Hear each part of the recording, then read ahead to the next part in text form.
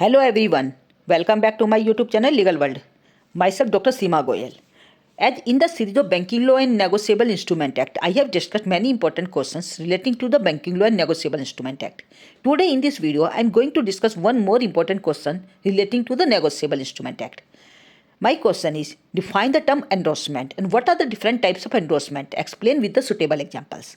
पृष्ठांकन की परिभाषा दीजिए एवं पृष्ठांकन कितने प्रकार के होते हैं उचित उदाहरण सहित समझाइए. This is my question and this question has been asked for many times in the previous year question papers. This is one of the most important question for the examination point of view.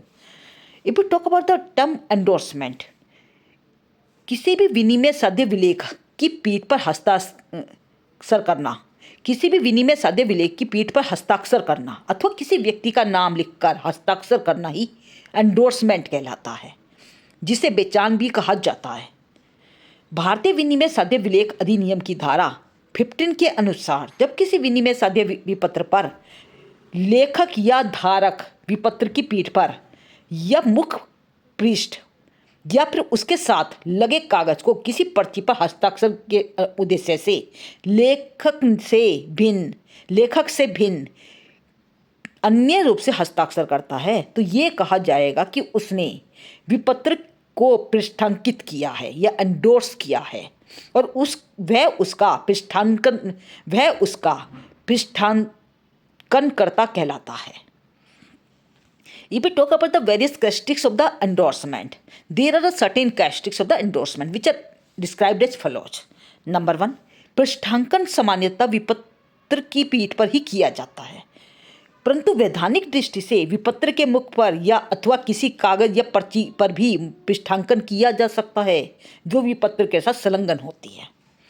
Second one is, विपत्र पर पृष्ठांकन कार्य तभी पूर्ण एवं वैध माना जाता है जब विपत्र पर धारक दैट इज होल्डर अथवा पेयी के हस्ताक्षर हो. व्यवहार में प्रायः पृष्ठांकन के साथ साथ तिथि भी लिखी जाती है. And the third one is, पृष्ठांकन संपूर्ण बिल का ही होना चाहिए, अर्थात आंशिक पृष्ठांकन नियमित नहीं होता. And the fourth one is, किसी भी प्रपत्र के पृष्ठांकन करने का अधिकार उस प्रपत्र के लेखक अथवा हर्ता, ड्रॉर या फिर होल्डर या फिर पेई अथवा इन व्यक्तियों द्वारा अधिकृत एजेंट के द्वारा होता है. यदि कोई अनधिकृत व्यक्ति किसी प्रपत्र पर पृष्ठांकन कर देता है तो इसे कभी भी लीगल नहीं माना जाएगा, वैध नहीं माना जाएगा.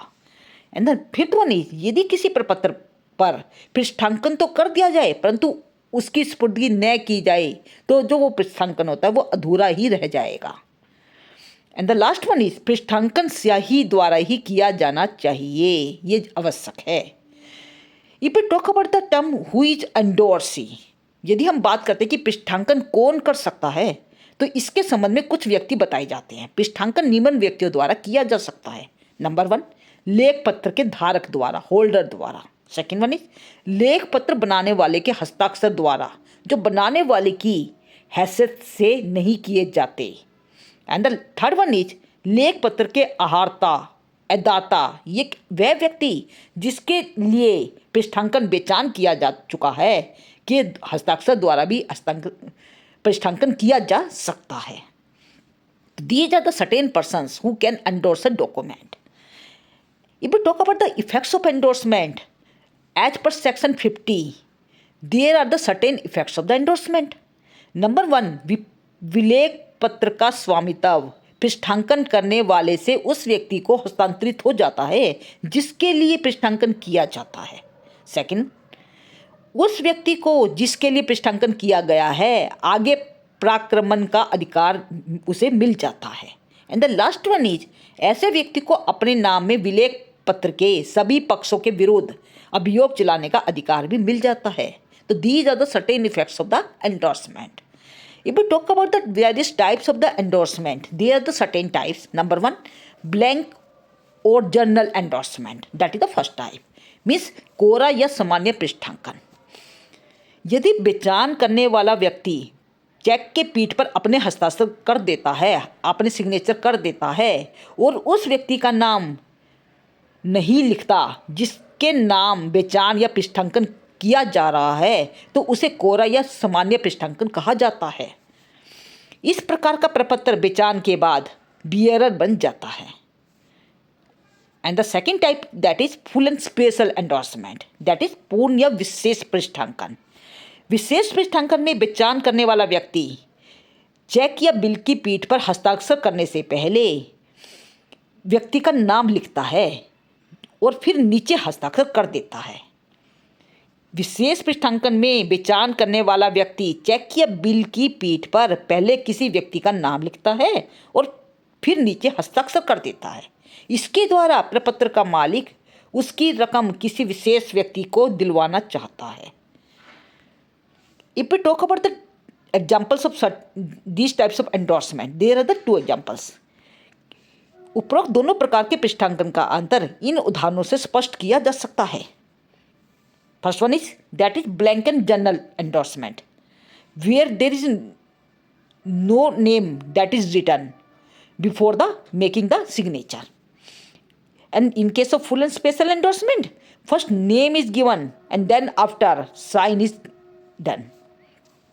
So this is the main difference between the blank and general endorsement and the full and special endorsement, which can be understood by these examples. And the third type of endorsement, that is restrictive endorsement, that is प्रतिबंधित पृष्ठांकन. कभी कभी check या bill पर ऐसा पृष्ठांकन कर दिया जाता है जिससे उसका मूल्यांकन आगे रुक जाता है. ऐसे पृष्ठांकन को प्रतिबंधित पृष्ठांकन कहा जाता है.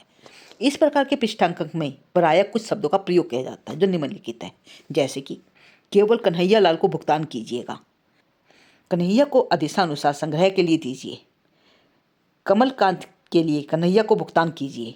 इस तरह के शब्दों का प्रयोग कहीं ना कहीं प्रतिबंधित पृष्ठांकन कहलाता है. And the next one is conditional endorsement, means शर्त सहित पृष्ठांकन. जब पृष्ठांकन करने वाला व्यक्ति इस शर्त पर पृष्ठांकन करता है कि उसके द्वारा किया गया पृष्ठांकन उसी समय मान्य होगा जब या तो कोई घटना घटित हो जाए या फिर कोई अन्य कार्य पूरा हो जाए. ऐसे पृष्ठांकन को शर्त सहित पृष्ठांकन कहा जाता है. जैसे कि कन्हैया लाल को भुगतान कीजिए यदि जहाज सुरक्षित आ जाए, क्योंकि यहाँ पे एक तरह से शर्त थोप दी गई है और इस शर्त के पूरा होने के पश्चात ही पृष्ठांकन पूरा किया जाएगा. तो अतः यह शर्त रहित पृष्ठांकन कहलाएगा. And the next type of endorsement that is sense recourse endorsement, means दायित्व रहित पृष्ठांकन. एज पर सेक्शन 52 विनिमय साध्य विलेख का पृष्ठांकन करता पृष्ठांकन में स्पष्ट शब्दों के द्वारा विपत्र के बारे में अपने दायित्व को त्याग सकता है. वह ऐसा तब करता है जब वह बिल के अनादरण का दायित्व स्वीकार करना नहीं चाहता. जैसे कि कन्हैया लाल को दीजिए उत्तरदायित्व से मुक्त. ऐसे पृष्ठांकन का अर्थ यह है कि यदि इस प्रपत्र का भुगतान नहीं हो पाता है तो पृष्ठांकन करने वाला व्यक्ति अर्थात पृष्ठांकनकर्ता जिम्मेदार नहीं होगा. अतः इसे दायित्व रहित पृष्ठांकन कहा जाता है. And the next type of endorsement that is वैकल्पिक अथवा ऐच्छिक पृष्ठांकन. साक्ष्य पत्रों के चलन के नियमानुसार यदि किसी साक्ष्य पत्र का भुगतान नहीं होता है तो इसकी सूचना प्रपत्र से संबंधित सभी पक्षकारों को देना आवश्यक होता है.